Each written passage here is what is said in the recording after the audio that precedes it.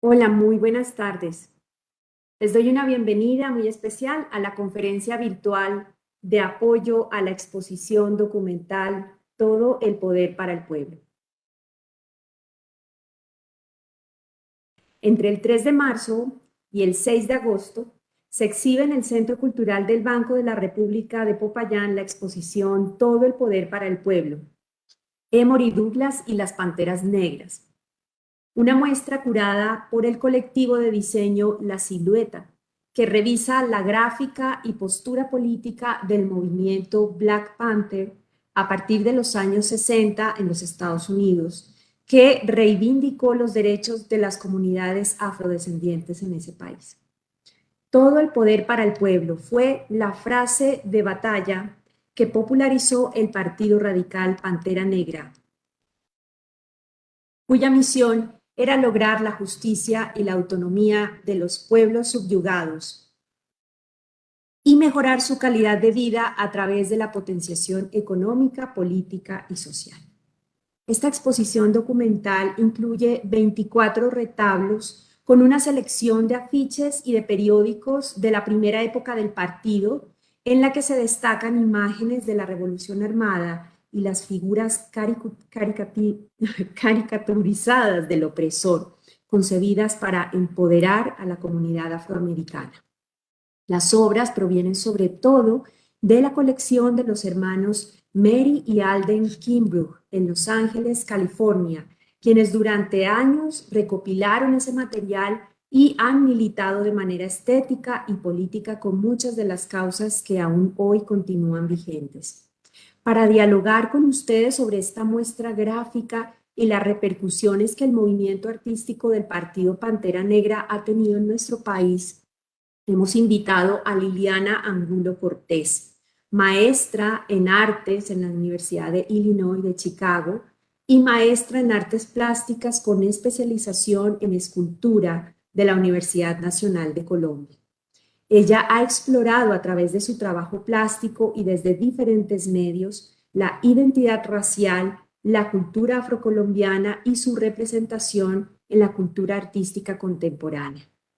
Liliana es reconocida en el ámbito nacional e internacional por trabajar en diferentes proyectos sociales que se benefician del arte. Desde ahora les hago una invitación cordial a escribir en el chat sus preguntas y comentarios, los cuales me encargaré de leer al finalizar la conferencia. Bienvenidos, bienvenidas y les cedo el uso de la palabra. Maestra Liliana, adelante. Muchas gracias, Carol, por la invitación. Muchas gracias al Banco de la República y a la sucursal de Popayán por este espacio y también por la muestra que en este momento hace apertura del trabajo del maestro Emory Douglas.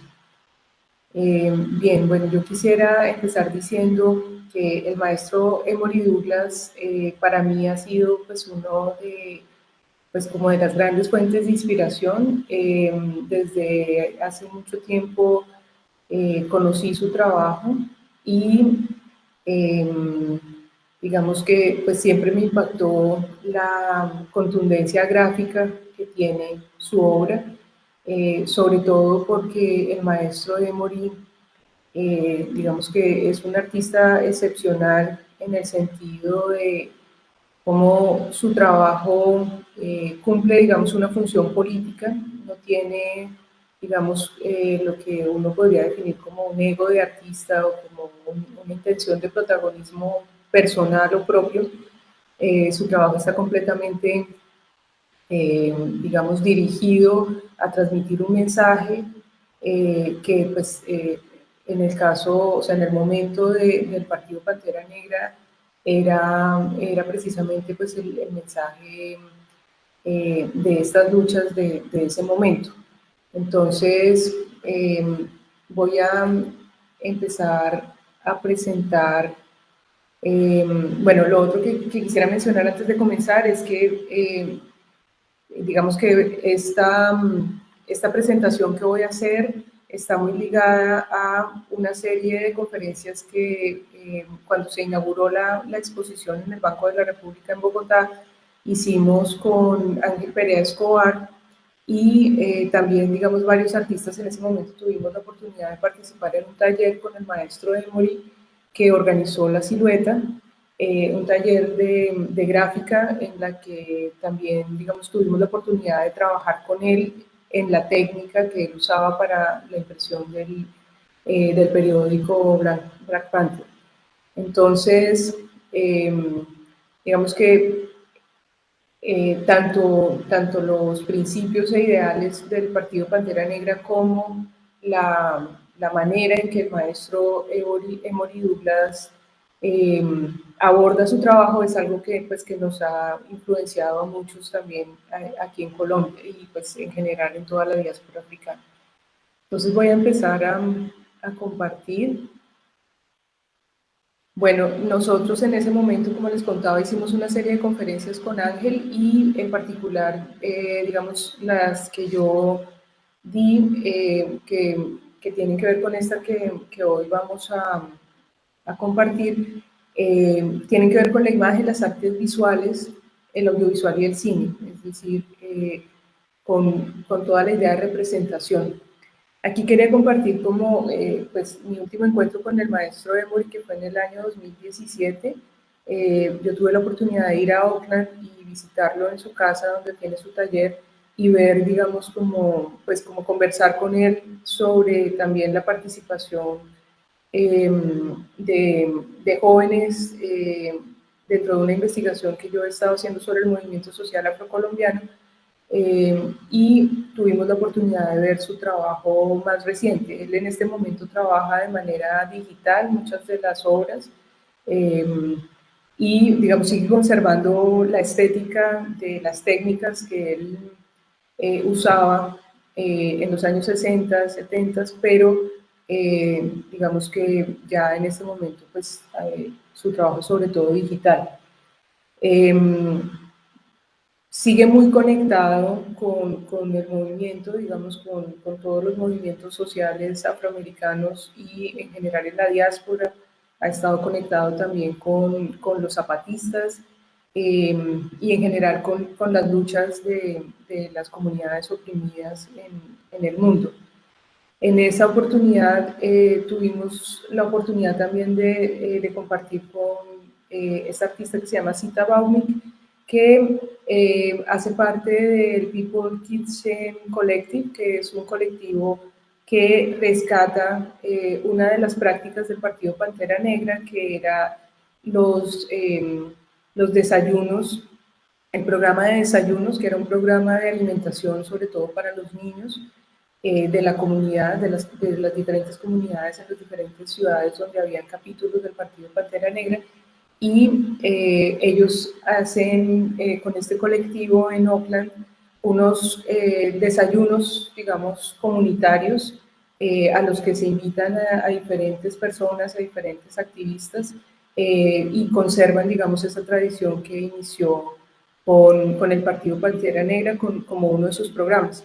La bolsa de tela que ella tiene allí también habla del Free Food Program, que era un programa del Partido Pantera Negra en el que se vinculaban diferentes tiendas y supermercados y como, digamos, comerciantes que tenían presencia en las comunidades para proveer, digamos, alimentación a las familias empobrecidas en estas zonas de Oakland. Entonces, digamos que sigue siendo algo muy presente dentro de la memoria de Oakland, todo pues, el Partido Pantera Negra. Entonces, bueno, para dar un contexto, para entender un poco de dónde surge el maestro Emory y pues como sus visiones sobre las artes, hay que entender que a pesar, digamos, del racismo, la segregación, como las consecuencias de la esclavitud, en ese momento en Estados Unidos, digamos que ya habían unos antecedentes muy importantes que eran, digamos, parte de de una nueva visión sobre la gente negra y que se manifestó en diferentes movimientos, en particular en el movimiento del Renacimiento de Harlem, el Harlem Renaissance, que, en el que, digamos, algunos artistas fueron exponentes muy importantes. Aquí están Aaron Douglas y Jacob Lawrence, que, digamos, empezaban a manifestar como esas nuevas visiones sobre la negritud y sobre los afroamericanos en ese momento de principios del siglo XX.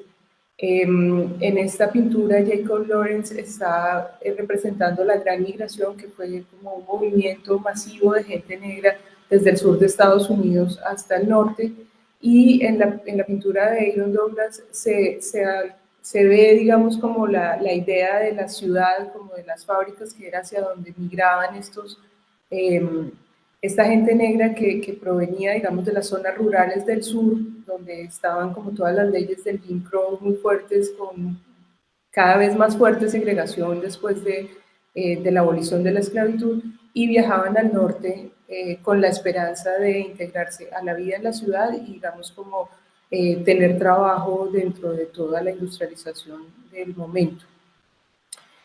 Romer Berden y William Johnson también muy, digamos, importantes en ese momento, y empezaban a mostrar también las realidades de la gente negra en las ciudades y también dentro de todo lo que empezó a constituir el complejo de las prisiones, o sea, como el gran sí, complejo en el que después de la esclavitud se empezaron a apresar a muchos hombres negros, y estas prisiones funcionaban como grandes plantaciones o digamos como sitios de trabajo forzado. Entonces también ellos empiezan a retratar como toda esa realidad. Para el momento de los 60s hay una, digamos, para hacer un poco corto el contexto, pues hay, digamos, grandes fisuras en esa necesidad, digamos, de mantener sometida a la gente negra. Entonces empieza a haber una serie de revueltas.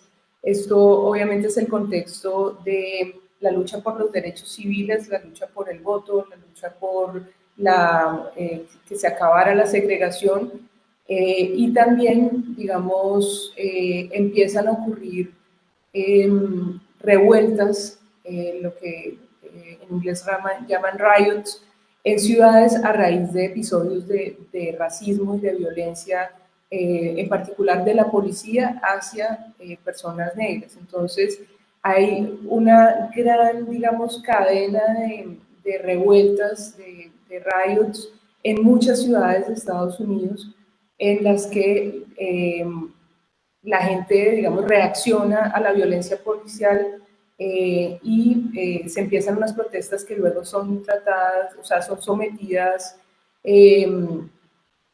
o tratan de ser dispersadas muy fuertemente por la policía. Entonces eso genera unos grandes choques, y aquí ustedes pueden ver el listado, digamos, de ciudades que en el 63, 64, 65, o sea, fueron grandes cantidades de levantamientos sociales donde la gente estaba pues luchando por sus derechos. Hace pocos años, en el 2020, todos pudimos ser testigos de la violenta muerte de George Floyd en Estados Unidos, y digamos que la gente, gracias a las redes sociales, pudo ver como y pues compartir la indignación de la comunidad afroamericana y en general de la gente de Estados Unidos respecto a la manera en que fue asesinado George Floyd por un policía en Estados Unidos. Eso es, digamos, lo mismo que durante todas estas décadas y durante siglos desde la esclavización ha vivido la gente en Estados Unidos con el fuerte racismo y la manera que se expresa allá. Entonces, eso mismo que pudimos ver en ese momento, pues porque alguien lo pudo grabar en redes sociales, es lo que se vivía en todos estos lugares con linchamientos y con violencia policial manifestada de muchas maneras. Entonces, digamos que todos estos hechos llevan a un punto como de saturación. Estamos hablando que es el momento de Martin Luther King, que es asesinado, es el momento en que Malcolm X es asesinado.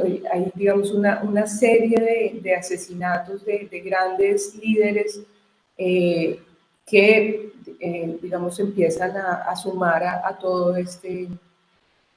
a toda esta situación y a ese contexto. En ese momento, digamos que se hace desde el gobierno federal, desde el centro de Estados Unidos, se pide que se haga un análisis de qué es lo que está pasando y por qué hay tantos levantamientos, y pues claramente el reporte Kernel lo que dice es pues que, o sea, que el racismo es inhumano y que la gente pues ya no lo quiere aguantar más.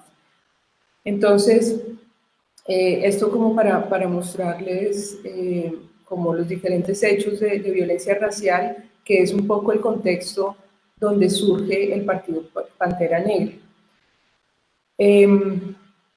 Esta idea del poder negro, esta idea del Black Power, surge precisamente porque las condiciones opresivas para las comunidades negras en Estados Unidos casi que hacen que uno pudiera hablar de esa comunidad como si fuese un país colonizado en África, o sea, bien, digamos, en unas condiciones inhumanas en todos los aspectos, ¿no?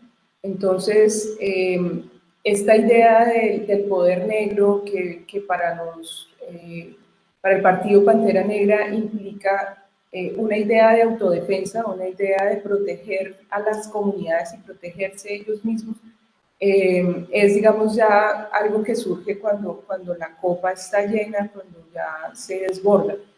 Entonces, el Partido Pantera Negra plantea unos puntos que son, digamos, como la base fundamental de la lucha, que tienen que ver con la libertad, el empleo, el fin del saqueo a la propiedad y a los bienes, el derecho a una vivienda digna, el derecho a educación integral y crítica del sistema, porque también hay todo un tema ideológico alrededor del racismo, la excepción al servicio militar para los hombres, porque también es el momento de la guerra de Vietnam y muchos hombres negros son enviados a ser soldados en la guerra.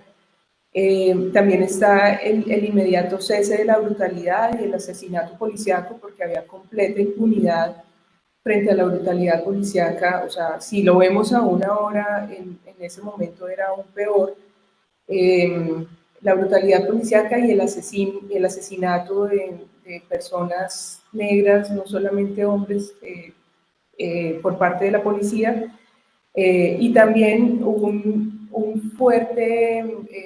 una gran cantidad de personas encarceladas. O sea, cualquier pretexto era usado para encarcelar a los hombres negros en particular, pero en general a todas las personas. Lo otro que exigía el Partido Pantera Negra era que en los juicios hubiese jurados afroamericanos, que generalmente se juzgaba a las personas con jurados completamente blancos, de gente blanca, con prejuicio, y también el derecho a la justicia, a la paz, pues como a tener tierra, que es otro tema que allá sí que han sufrido la usurpación de la tierra, y pues como los derechos básicos. Entonces, digamos que esta idea del programa de los 10 puntos y cómo lograr esos objetivos es algo que el Partido Pantera Negra empieza a intentar hacer, digamos, por su propia mano. Por eso el programa de desayunos, el programa de comida gratis para las familias, las clínicas, digamos, se organizaron unas policlínicas en las que se proveía, digamos, el servicio de salud para las comunidades. Y así, digamos, ellos fueron buscando la manera en que se podían resolver las necesidades de la comunidad desde la acción misma de la comunidad. Y el Partido Pantera Negra actuaba como un programa de autodefensa. En Estados Unidos, como ustedes saben, y en particular donde empezó en California, es legal usar armas, todos los ciudadanos pueden portar armas, y también, digamos que hay el derecho a protegerse, entonces, que es la segunda enmienda. Entonces, lo que ellos empiezan a apelar es por ese derecho, que es un derecho de todos los ciudadanos en Estados Unidos, y se empieza a proteger a la comunidad y a hacer vigilancia policial. Es decir, ellos, el Partido Pantera Negra, empieza a vigilar a la policía para que no cometa abusos. Entonces, dentro de todo este contexto, es que empieza a darse también la idea del Black Arts Movement, o sea, el movimiento de las artes negras.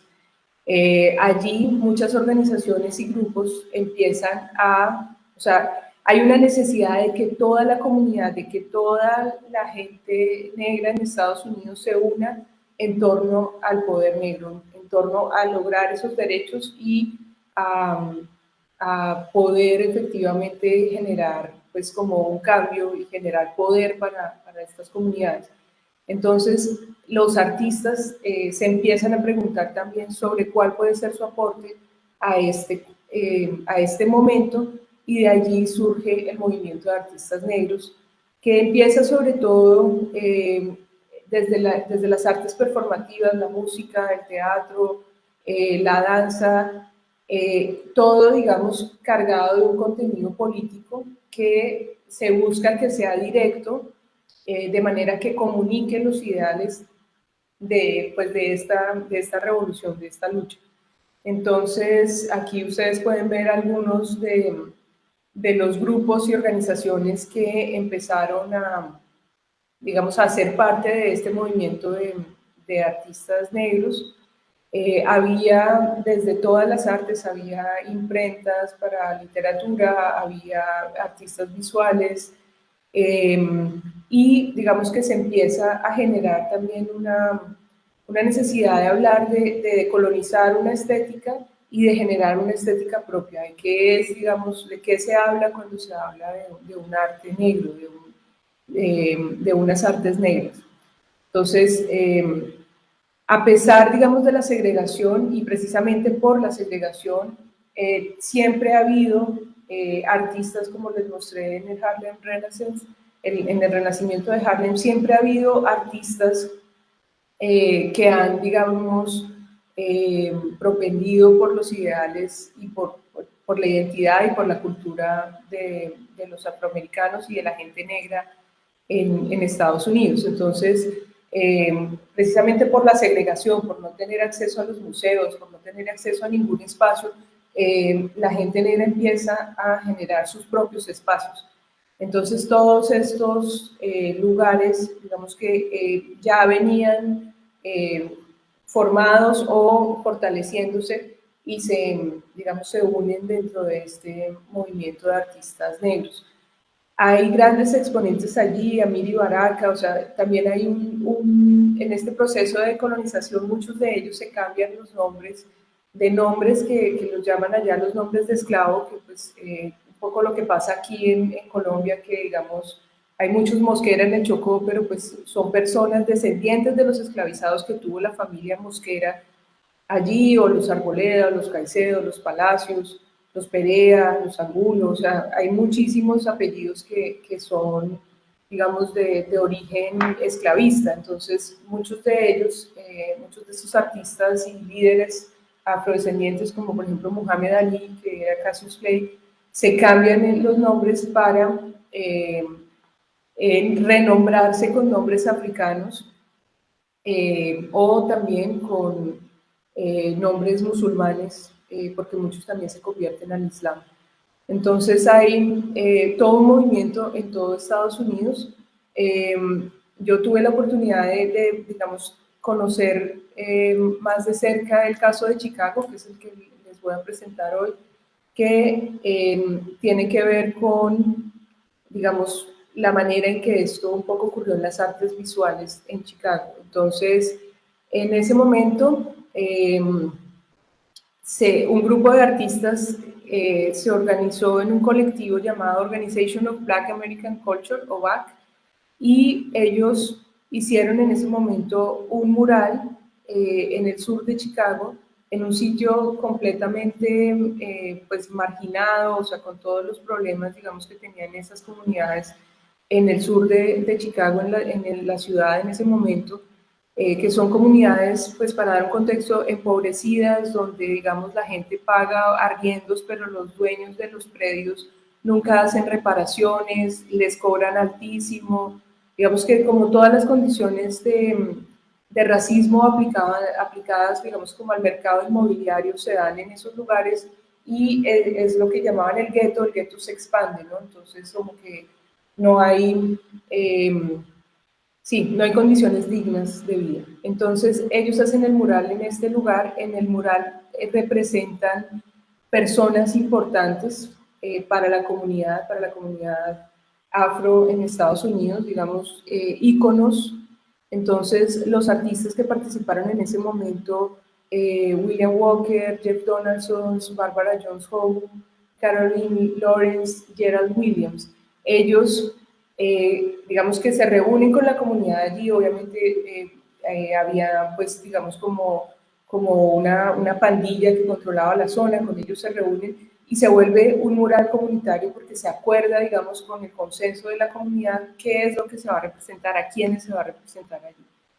Entonces, es llamado el Muro del Respeto, the Wall of Respect, y tiene músicos, políticos, activistas, líderes. Entonces está Malcolm X, Stokely Carmichael, que fue como uno de los intelectuales que digamos, fundó como un poco la ideología del Black Power, escritores, Marcus Garvey, músicos como Billie Holiday, Muddy Waters, James Brown. Entonces, digamos que es un muro que contiene los íconos que dan orgullo a la comunidad y que busca exactamente generar esa exaltación y ese respeto dentro de la comunidad. Entonces, luego empiezan a surgir otros muros, como el Muro de la Conciencia en Filadelfia, el Muro de la Dignidad en Detroit, y la gente se empieza a apropiar del espacio, de su espacio urbano, que, digamos, sí, con toda la violencia policial y todo eso, digamos que son espacios que para la comunidad misma habían sido alienados. Entonces, se intervienen estos muros y se empieza a comunicar el mensaje, y entonces las artes empiezan a ser, digamos, también importantes dentro de la manera en que se puede comunicar de manera sencilla a la comunidad la lucha, y también como la reivindicación y la dignidad para la gente. Entonces, aquí está el ejemplo del muro del frente que lo pintaron, que se lo llamaron el Muro de la Verdad, y que decía: nosotros, la gente de esta comunidad, reclamamos este edificio para preservar lo que es nuestro. Entonces empieza a apropiar del espacio urbano con el fin de dignificar. Entonces, digamos que ahí empiezan a surgir como una especie de ideales, un ideario de lo que debe transmitir como un arte negro y un arte revolucionario. Entonces, los artistas trabajaron para el pueblo y para el pueblo crearon.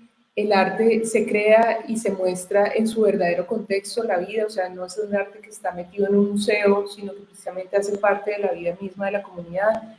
Los murales son la forma necesaria de la comunicación, son contextualizados e inevitables, o sea, es como que se apropian del espacio, y el artista es un liberador de la verdad, el artista se vuelve como un catalizador de la verdad. Este es un mural más reciente, es un mural que tiene más de 10 años ya en este punto, y el Partido Pantera Negra tenía capítulos, los llamaban chapters, que eran en diferentes ciudades, e inicia en Oakland y se empieza a extender por muchas ciudades de Estados Unidos, y es un movimiento de jóvenes.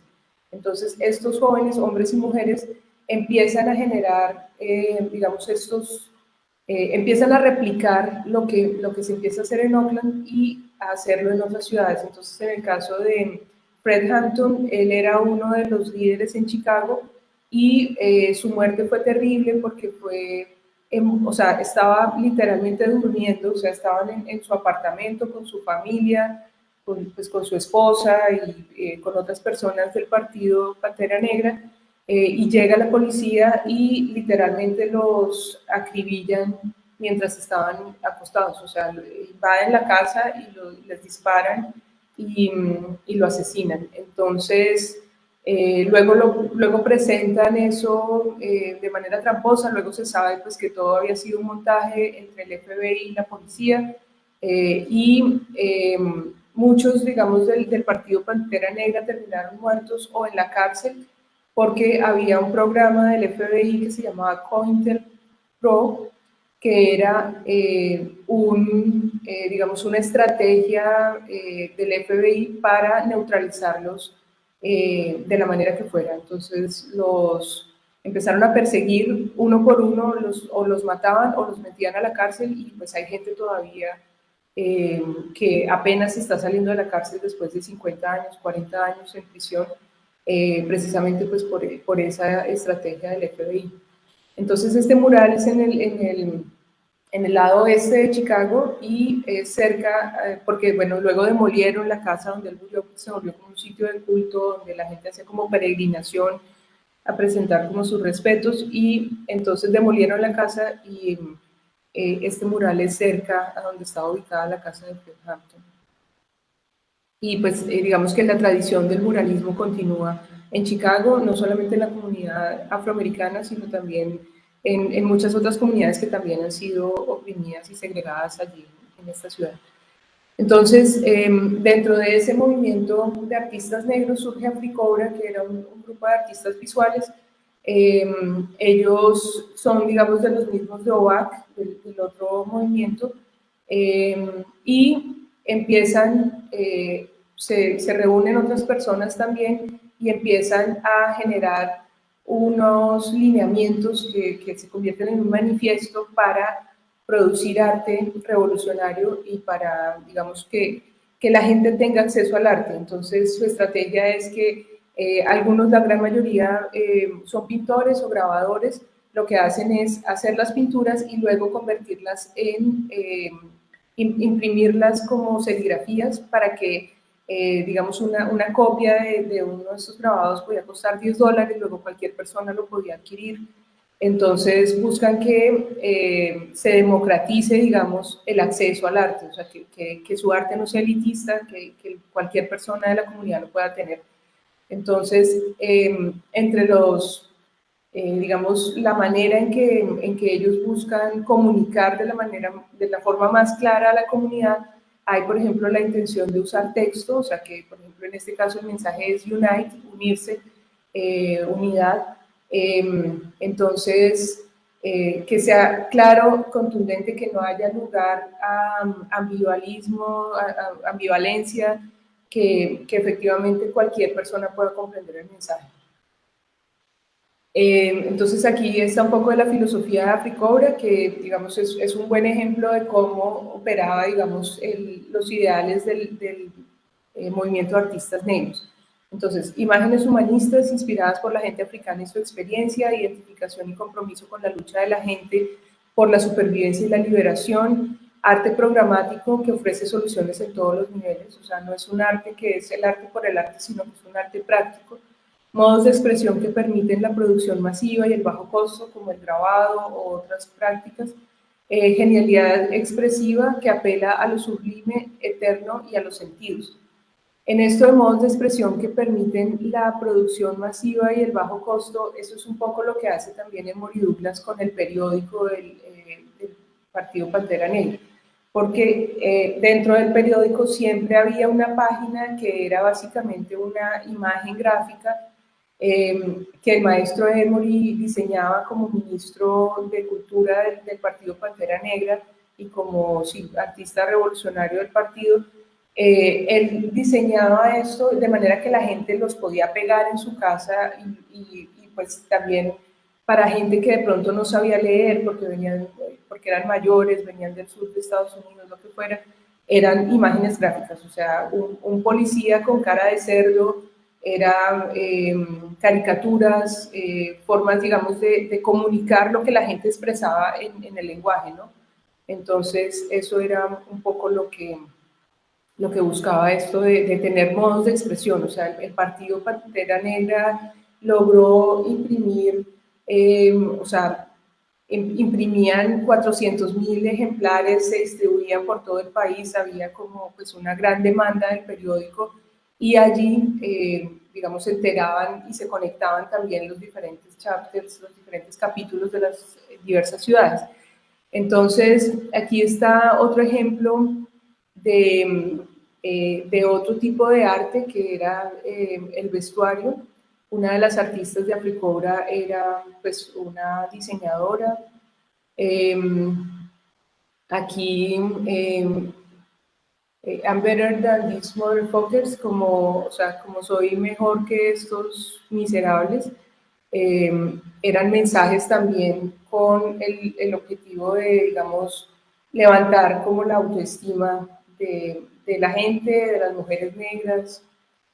Nation Time también había una intención nacionalista, se entiende, digamos, como un pensamiento nacionalista, que era también un poco lo que, digamos, promovía Malcolm X y lo que promovía la Nación del Islam, al igual que el Partido Pantera Negra, que era como la gente negra como una nación.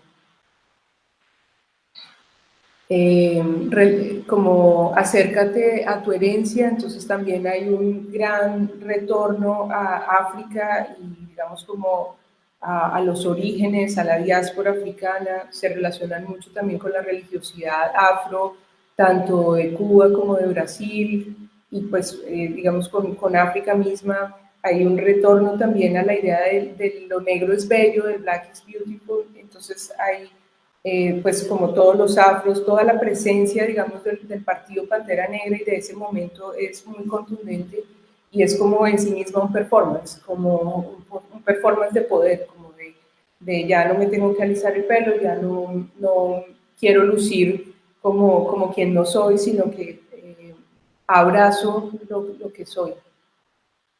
Entonces todo esto, digamos que está entre lo que ellos buscan mostrar.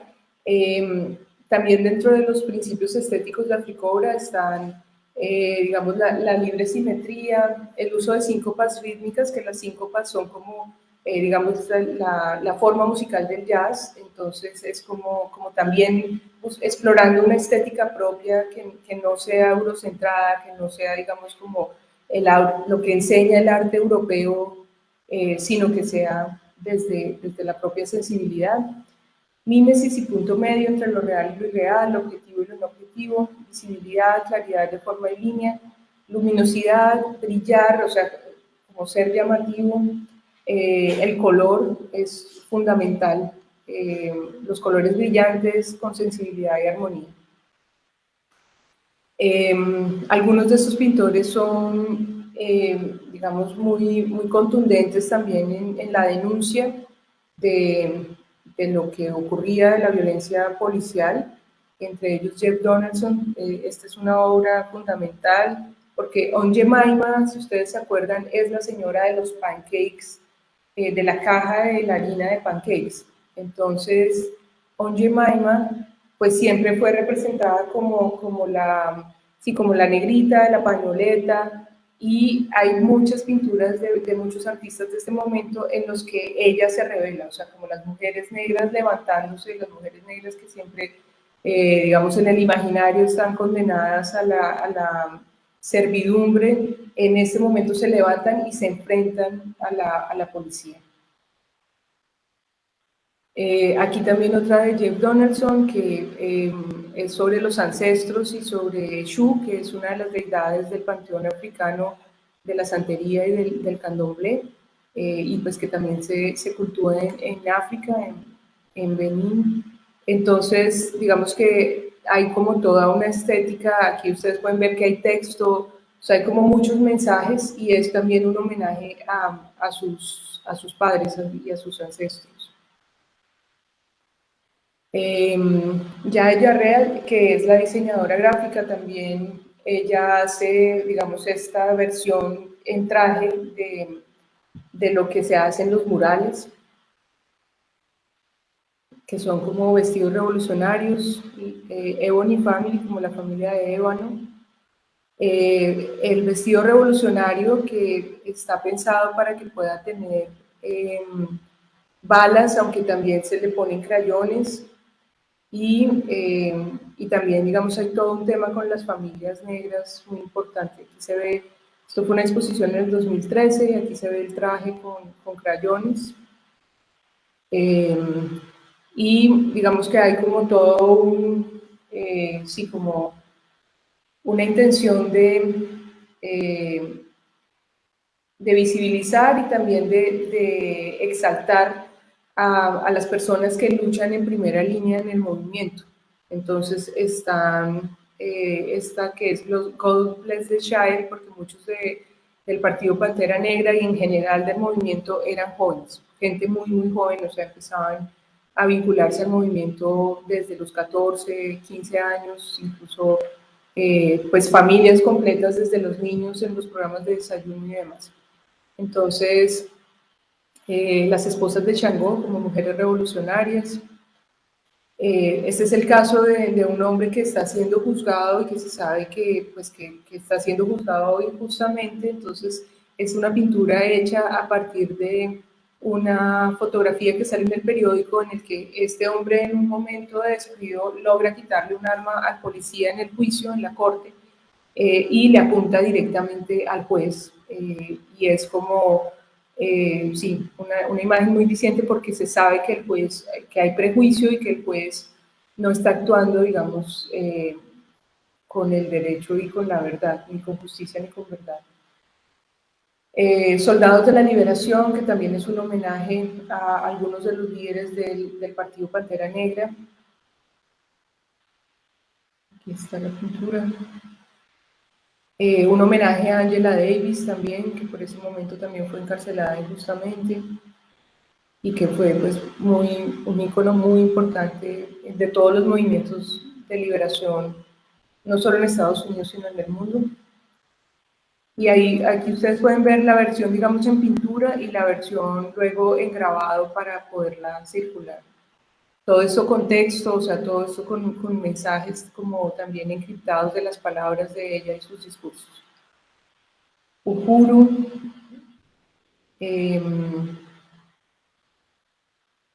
bueno, aquí hay muchos ejemplos. Ellos son Africobra en el 2013, ellos digamos que se han mantenido unidos y estuvieron activos, pues digamos, fuertemente hasta los 80s, pero digamos que siguen siendo artistas activos. Entonces, simplemente para mostrar rápidamente otros ejemplos de artes de ese momento, en Los Ángeles fue muy importante la producción de escultura. Después de los riots, de las revueltas que hubo en esa ciudad, la gente empezó a recolectar, los artistas empezaron a recolectar objetos que fueron como el detrito, digamos, como todo el residuo que quedó de las protestas. Entonces, hubo muchos incendios, hubo saqueos, hubo, sí, digamos como revueltas muy fuertes y en esa medida también quedaron muchos escombros. Entonces, muchos de los artistas empiezan a trabajar con ese material y es como que tiene, digamos, esa carga de ese momento, ¿no? O sea, es como también una memoria de un momento de revolución y un momento histórico para la comunidad. Entonces, sí, hay diferentes artistas que empiezan a trabajar mucho con ensamblajes, la producción de objetos y de esculturas con estos materiales. También pensando pues en que no hay espacios para la gente negra, se empiezan a crear las primeras galerías. Esta es, por ejemplo, una de las imágenes más famosas de la liberación de Aunt Jemima, que Aunt Jemima, como les decía, pues es la señora de la caja de pancakes. Aquí se puede ver al fondo, digamos, como luce la imagen de la caja de pancakes, como una mujer negra, sonriente, cuando en ese momento pues estaban sufriendo la tremenda opresión. Entonces, lo que hace Betty Saar es pues como una Aunt Jemima con un icono racista, porque además este tipo de iconografía y estos objetos pues tienen sí, es una tradición de producción de objetos racistas, de memorabilia racista. Entonces ella lo que hace es subvertir esto con el puño del Black Power y poniéndole a Aunt Jemima un arma, ¿no? Como de defensa. También de Betty Sard, ella empieza también a trabajar mucho con la subjetividad y con los imaginarios pues de las mujeres negras, entonces hay unos ensamblajes muy bellos que ella hace también con esos detritos y como con esa noción de memoria en los objetos. Esto que era una tabla de lavar también como reconvertida y pues tiene un arma, o sea, como que empiezan a recontextualizar esos objetos asociados como al servicio doméstico.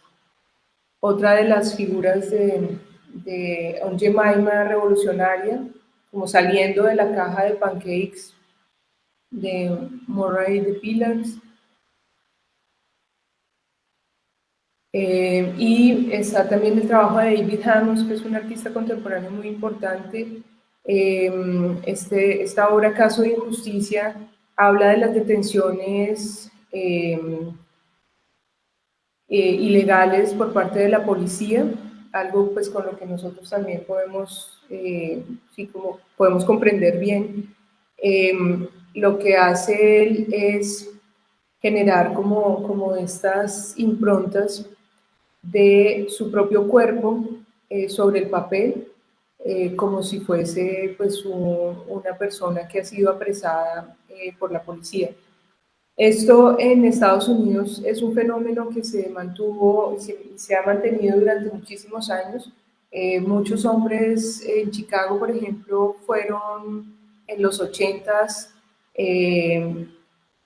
torturados y sometidos por la policía al punto de hacerlos firmar confesiones de crímenes que no cometieron, por los cuales pasaron algunos 30, 28, 35 años en la cárcel, y hay todo un movimiento para liberarlos después de que se descubrió eso, ¿no? De cómo había un jefe de policía y un grupo de policías, digamos, cómplices de esas prácticas, donde cogían simplemente a hombres negros, a jóvenes negros, los torturaban, los hacían firmar las confesiones para ellos mostrar resultados, y lo que hacían, o sea, fue encarcelar a muchísima gente. Entonces, algo que ha ocurrido muchas veces y también en muchos casos resultan desaparecidos estas personas.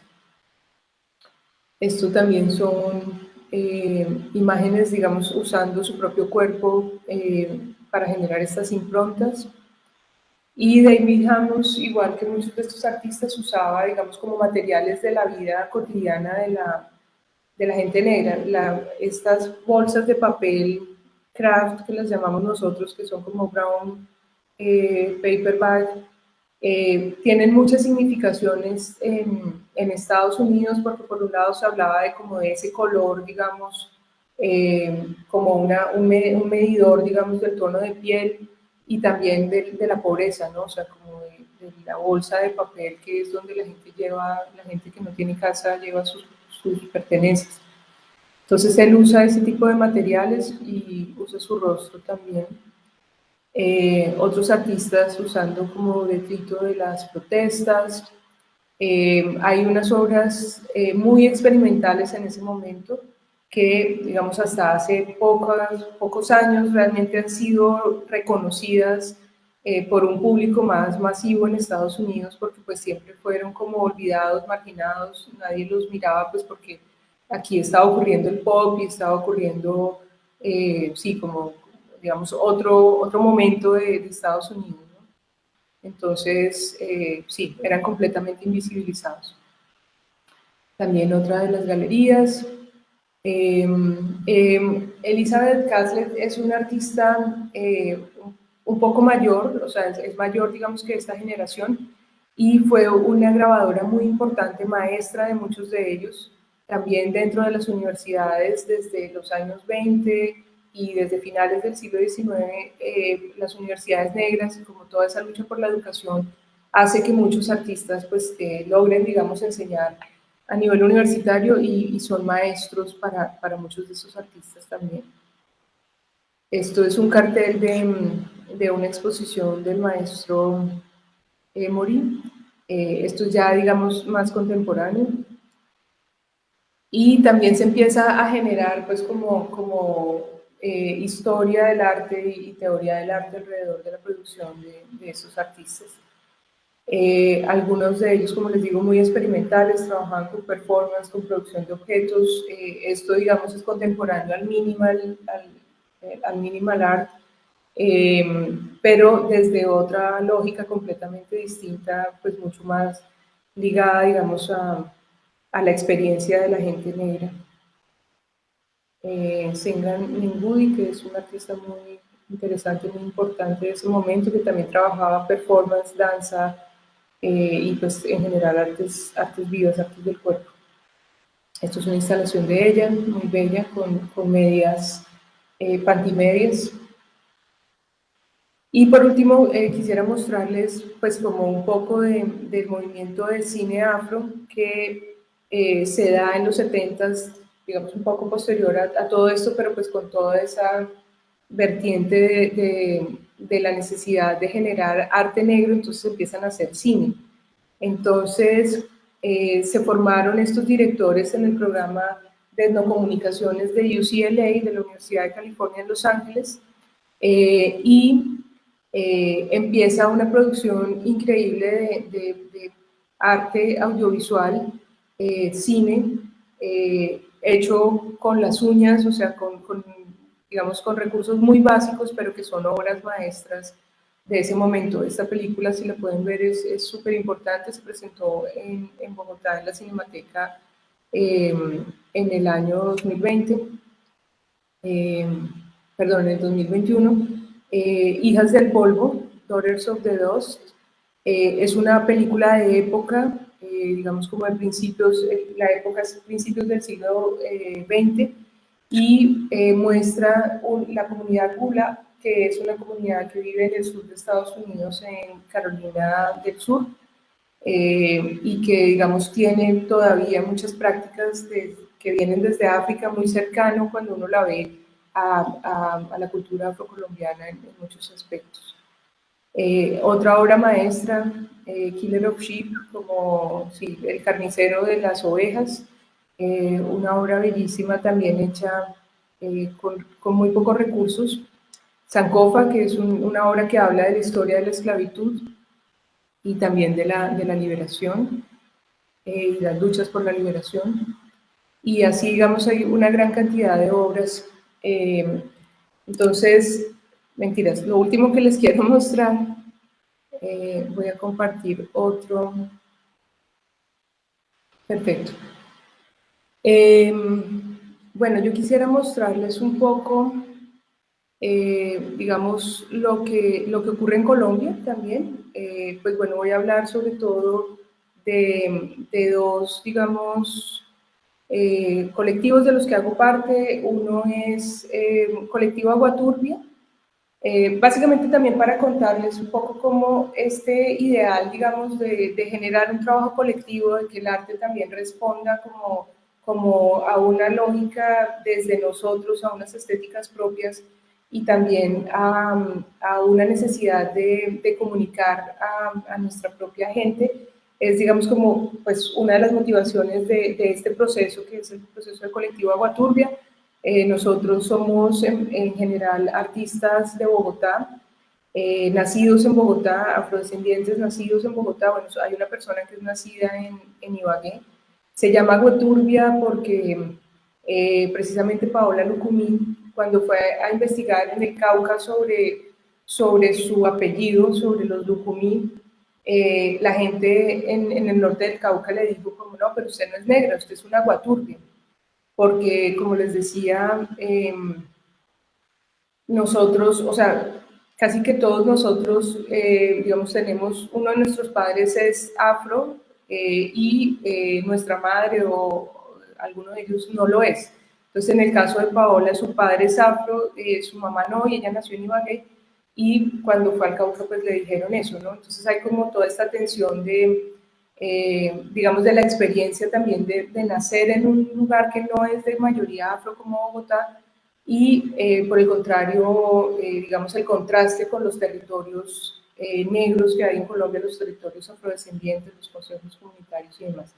Entonces nosotros, digamos que nos hemos un poco unido para trabajar alrededor de la visibilización y la necesidad de articulación y de digamos, circulación de las producciones de la gente afrodescendiente. Entonces, en particular en este evento que les estoy mostrando, convocamos a la gente negra de Bogotá, a las personas afrodescendientes de todas las prácticas. Ahí pueden ver bailarines de tap, cantantes, diseñadores de moda, emprendedores de temas de productos para el cabello, teatro, artes visuales, cine, poesía. Digamos que ha habido, fue digamos un evento hecho con la intención precisamente de conocernos, de articularnos, de ver qué hacemos y poder reflexionar sobre nuestras prácticas. Eso estuvo acompañado también de unos espacios de pensamiento, unos espacios de discusión. Entonces allí, digamos, invitábamos, entendiendo la intelectualidad afro, no solamente lo que se produce en la academia, sino también lo que se produce desde las artes y, por supuesto, lo que se produce desde los liderazgos sociales, desde las comunidades. Entonces, habían diálogos que cruzaban todo esto.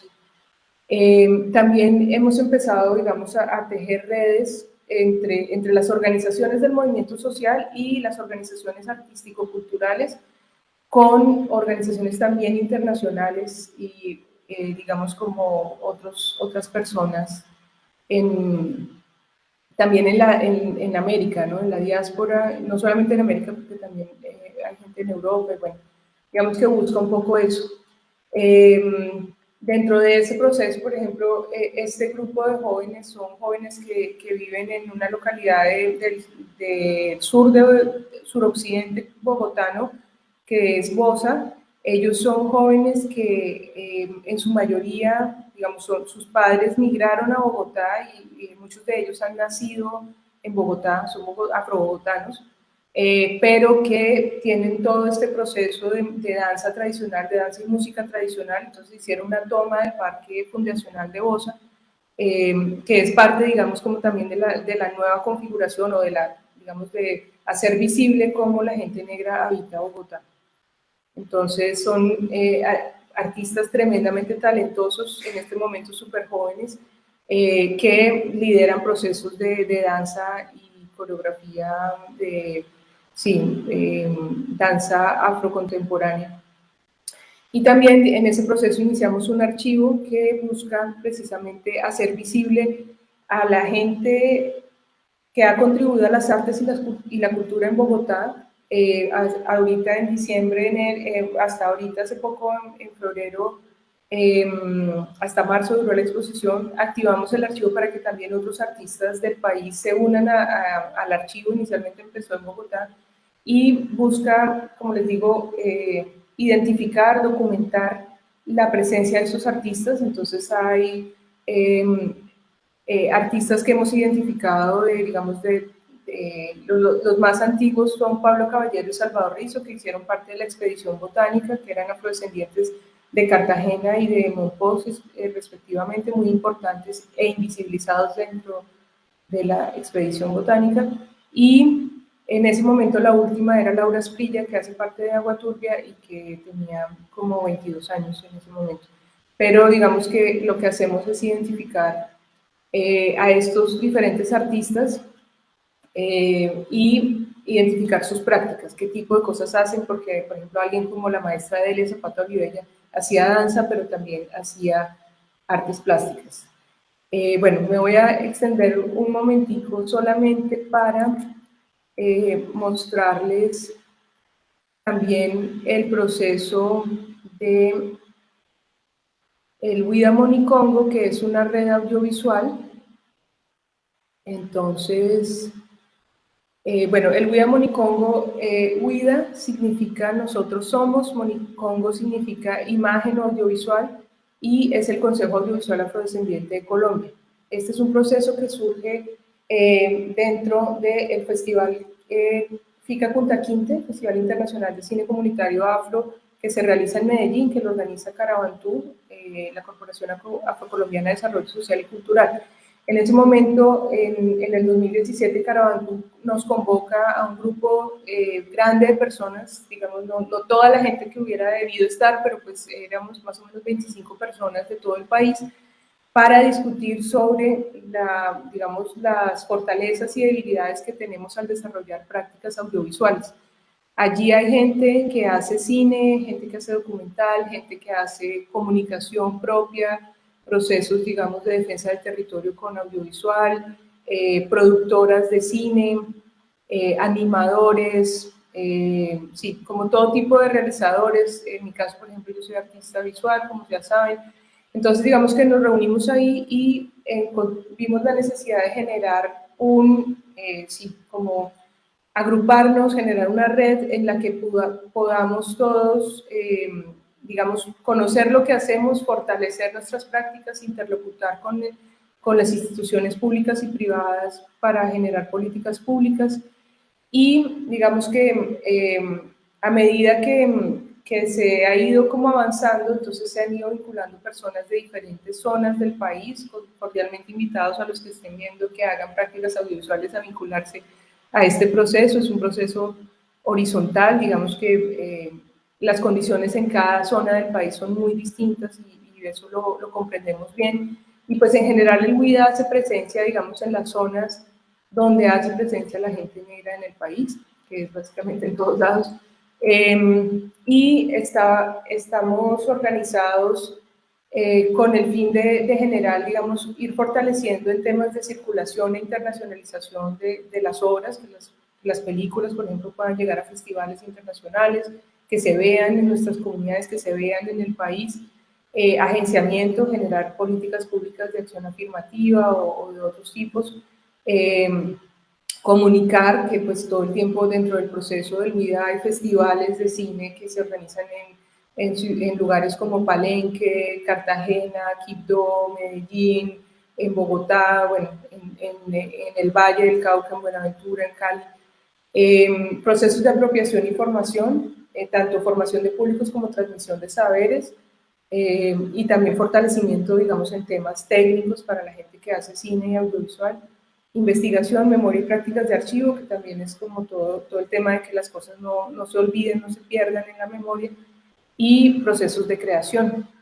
Entonces, digamos que el WIDA ha venido organizando diferentes curadurías. En el caso de Bogotá, nosotros hemos apoyado haciendo la curaduría la curaduría nacional, que en el 2018 hicimos como un estado del arte y mostramos la producción de todos los miembros del WIDA. Se mostraron más o menos 65 piezas, desde largometrajes hasta cortometrajes, todo tipo de obras, porque además también hay todo tipo de prácticas, ¿no? Hay gente que hace teatro y vincula audiovisual, entonces digamos que también hay una gran diversidad en todo lo que hacemos.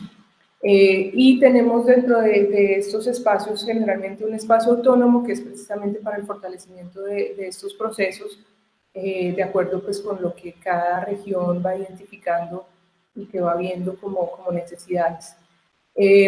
A partir de esto también, digamos, hemos buscado fortalecer la visibilidad del trabajo de las mujeres negras que hacen audiovisual, y también vincularnos con otros procesos como la APAN, que es la Asociación de Profesionales del Audiovisual Negro en Brasil, y en general, digamos, como otros procesos internacionalmente. Como les digo, o sea, hay gente que hace animación, gente que hace teatro, como por ejemplo ellos que son Yocajo, que son un grupo de teatro de Julián Díaz y Catalina Mosquera y su familia, que usan en sus piezas audiovisuales, en sus piezas de teatro, el audiovisual. Entonces, bien, pues lo voy a dejar ahí para que podamos tener tiempo para algunas preguntas.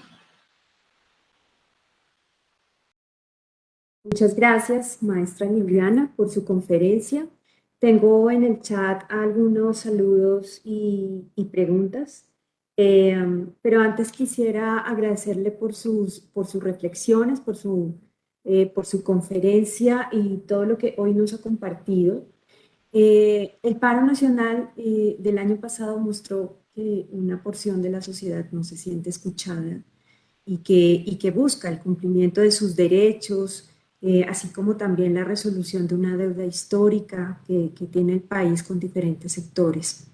En ese contexto se generó, todos lo vimos, un estallido artístico en las calles que le dio vuelta al mundo a través de las redes sociales y que nos mostró que están naciendo nuevas formas de denuncia como también de agremiación, en cierto modo muy similares o con características similares a las que surgieron durante la era de las panteras negras en Estados Unidos.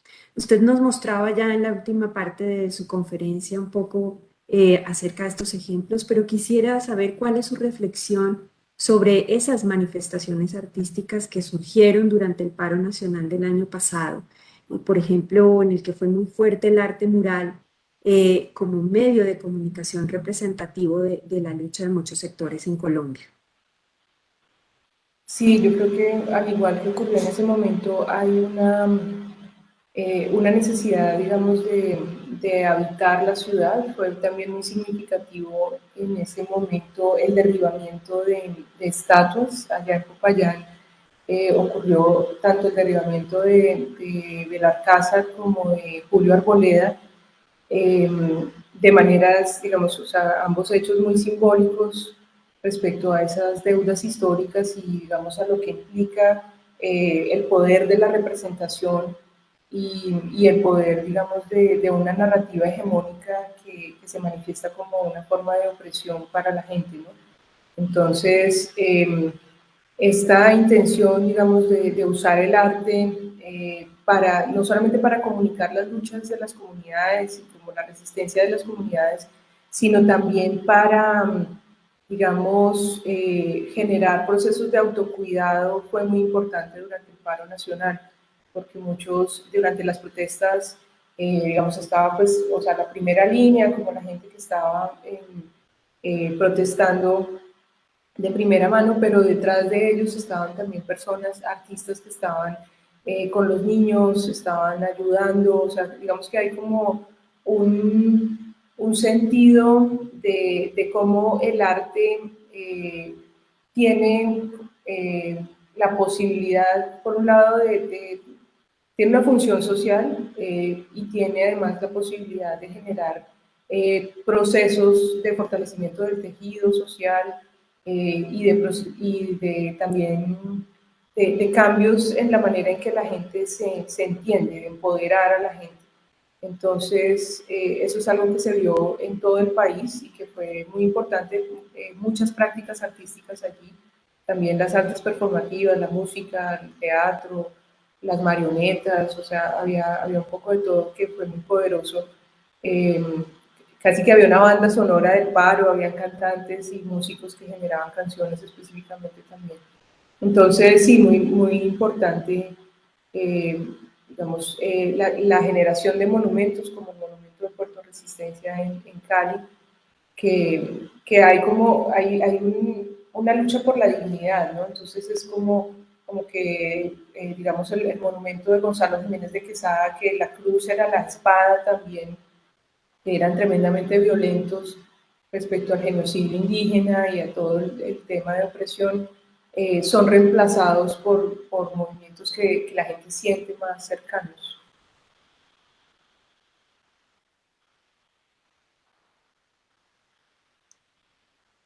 De acuerdo, yo voy a leer un poco lo que tenemos en Facebook.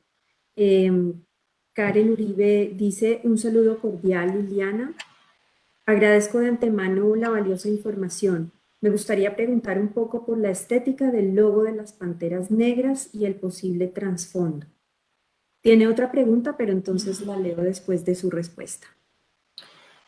Sí, pues bueno, el maestro Emory contaba que el logo de las Panteras Negras había sido, digamos, usado inicialmente por una organización en el sur de Estados Unidos y que él, digamos que él o sea, lo conoció y lo encontró, pero luego él lo resignificó en ese momento. Digamos que sí hay como toda una iconografía que se genera alrededor de esa imagen. El maestro Emory nos mostró durante el taller un poco como la evolución del logo hasta como su versión final, pero sí digamos que había un poco como lo que les hablaba del vestuario de los Panteras Negras, que era como con chaquetas de cuero, eh, estos afros y las armas, había como esta idea como de ferocidad, ¿no? O sea, como de ser, o sea, de una presencia muy poderosa, y eso era, digamos, también lo que buscaba transmitir esa imagen de la pantera. Karen también pregunta, dice, también me gustaría preguntar un poco la forma en la que los afroestadounidenses ven el inglés, tal vez como una lengua impuesta, teniendo en cuenta que mucha gente afro era sometida a la esclavitud. Sí, claro, o sea, digamos que el inglés obviamente es una lengua colonial, igual que el español, el francés, el portugués, todas estas lenguas que ahora se hablan en nuestros países son lenguas coloniales. Con el inglés en Estados Unidos pasan cosas muy interesantes porque, así como por ejemplo aquí en Colombia existió Candelario Beso, en Estados Unidos también existió Paul Laurence Dunbar, que es, digamos, lo que llamarían la poesía negrista. Hay como una manera de hablar que es lo que, sí, aquí tal vez mal llamado el español vernáculo, que es como el español, digamos, de la gente del pueblo. Eso pasa también con el inglés en los Estados Unidos. Hay una apropiación del lenguaje de parte de la gente negra. Entonces, digamos, la gente negra cuando habla entre sí, dentro de sus comunidades, de sus familias, hablan de una manera que es muy propia y que eso se ve expresado en el jazz, en el blues, en el hip hop, en el rap, en todo esto es esa lengua que es, digamos, sí, como eh, la lengua incorporada, ¿no? O sea, la lengua propia. Entonces, así como, digamos,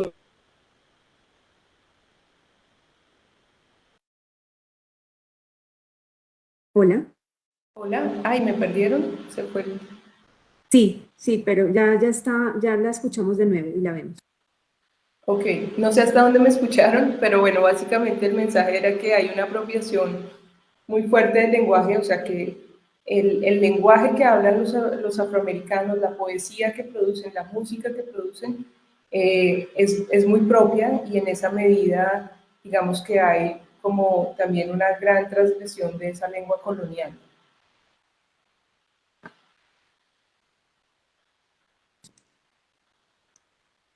Sí, a raíz del estallido social, pues del que hablábamos hace un momento, ¿cierto?, que tuvo lugar en el país el año pasado, el Centro Cultural de Popayán propuso esta exposición como una forma de socializar algunos de los ejemplos históricos concretos de lucha política por la liberación, la supervivencia en condiciones sociales dignas, sociales, económicas, políticas dignas, la reivindicación de los derechos de las comunidades, como fue el Partido Radical Panteras Negras en Estados Unidos. ¿Usted cree, maestra Liliana, que ese movimiento artístico generado por Panteras Negras pudo inspirar de alguna forma ese estallido artístico que pudimos ver todos en el año pasado?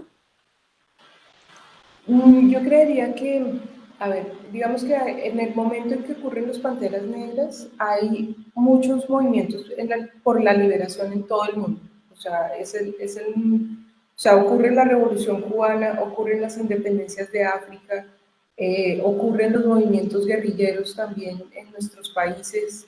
O sea, hay digamos, como es una cosa mundial, o sea, no es solamente en los Estados Unidos ni solamente con la gente negra. Incluso, o sea, la gente negra en Estados Unidos se inspiró, digamos, de los movimientos independentistas de África y de la Revolución Cubana, o sea, como en ese contexto. Yo creo que esto que pasó en Colombia el año pasado y que viene pasando desde los últimos paros y lleva mucho tiempo, eh, Es algo que también está pasando en Latinoamérica, o sea, no es algo, digamos, alejado de lo que pasa en Chile, de lo que pasa en Argentina, o sea, en muchos lugares, en Brasil, porque si bien, digamos, hay como, sí, como que los gobiernos de derecha han subido al poder, asimismo también la gente se empieza a levantar frente a políticas neoliberales y políticas, digamos, de extractivismo y, bueno, todas las violencias diferentes que ocurren en nuestros países. Entonces no es algo distante, o sea, el movimiento en Estados Unidos, que en este momento uno podría decir que es Black Lives Matter, como las vidas negras importan, digamos, parte de todo eso que está ocurriendo en el planeta, que tiene digamos, un trasfondo también ambiental, o sea, un trasfondo de que, digamos, el capitalismo como está operando, pues va a acabar con el planeta y para operar necesita oprimir a unos para que otros tengan mucho más. Entonces, digamos que eso está ocurriendo. Yo creo que hay como una cosa permeada allí y yo creo que un poco lo que nos recuerda, o sea, yo he venido trabajando, pues como que siento muy cercano el movimiento social afrocolombiano también en nuestro contexto en los 60, 70 con lo que ocurrió en Estados Unidos, no porque digamos o sea, como digo, la influencia era mundial, o sea, era como un cambio ideológico que estaba ocurriendo a nivel planetario. Entonces, digamos que en Colombia el movimiento social y el movimiento negro sí tienen una influencia muy fuerte en el movimiento social en general. Entonces, digamos, esas arengas que ahora uno escucha, el pueblo no se rinde, carajo, todas esas cosas, pues surgen allá, o sea, surgen precisamente en el norte del Cauca, en el Valle del Cauca, Buenaventura, o sea, toda esa zona, el proceso de comunidades negras, o sea, todo eso junto con el movimiento indígena son muy fuertes en Colombia, o sea, casi que, digamos, un poco lo que en ese momento pasaba en Estados Unidos está pasando aquí, o sea, la gente negra en Colombia está exigiendo eso, está pidiendo a gritos, y lo que pasó con Francia Márquez es un ejemplo de eso, o sea, está pidiendo a gritos que las condiciones cambien, o sea, que la dignidad por fin llegue. Entonces, es algo que sí influencia, es muy conmovedor escuchar a la gente, no sé, las protestas de los maestros haciendo las arengas del pueblo negro, porque es algo que se gesta y que es muy poderoso en el movimiento negro. Muchas gracias. Al respecto, yo quisiera hacer una invitación a los asistentes para que escuchen los podcasts Voces que se hacen oír, que son una serie de episodios que fueron generados, han sido generados por la Sugerencia Cultural del Banco de la República y que buscan hacer eco de esas voces diversas y de esas transformaciones que se tomaron las calles en el paro nacional del año pasado y que abrieron y siguen abriendo posibilidades hacia el futuro. Les voy a dejar en el chat el enlace para que puedan acceder a ellas. Hay, bueno, un saludo para las personas que se han unido a lo largo de la transmisión.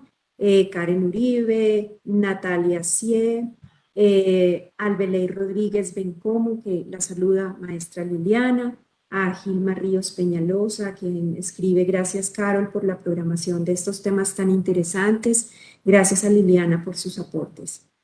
Pues no me queda más sino invitar a todos y a todas para que visiten la exposición Todo el Poder para el Pueblo, que tenemos abierta en el segundo piso, en la sala de exposiciones de nuestro Centro Cultural de Popayán, y que, bueno, la entrada es gratuita. Pueden escribir a nuestro correo, a través de nuestro canal de Facebook.